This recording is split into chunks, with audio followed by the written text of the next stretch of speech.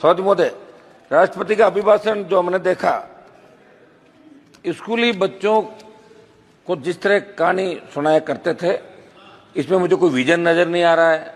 बस ये अभिभाषण के पक्ष में जो कसीदे पढ़े जा रहे थे, सही बोला। मेरे हिसाब से तो 2 बार आप सत्ता के अंदर रहे और 2 बार सत्ता में रहने के बाद तीसरी बार जब आपको आधा अधूरा जनादेश मिला और उसके बावजूद इस तरह का अभिभाषण होता, तो ये क्या आप इस अभिभाषण के अंदर जब आपके कई हारे हुए माननीय जो सांसद चुनाव हार गए, तो उन्होंने ये कहा था कि अग्निपथ योजना की वजह से हम चुनाव हारे। मेरे राजस्थान के अंदर भी 3 भारतीय जनता पार्टी के हारे उम्मीदवारों ने बात कही थी।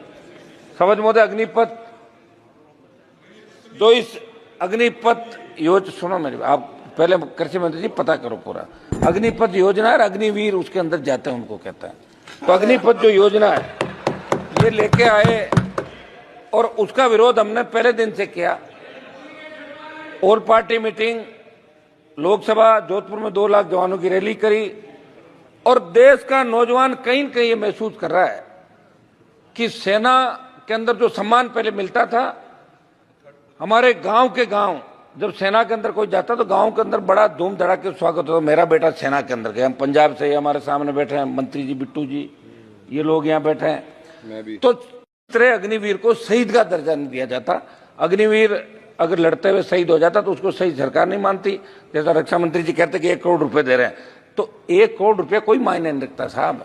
लोग वहां लड़ने के लिए 20,000 फीट ऊंची पहाड़ियों पर जाते हैं। हमारी सेना जो वर्ल्ड के अंदर सबसे मजबूत थल सेना के रूप में इंडियन सेना को माना गया।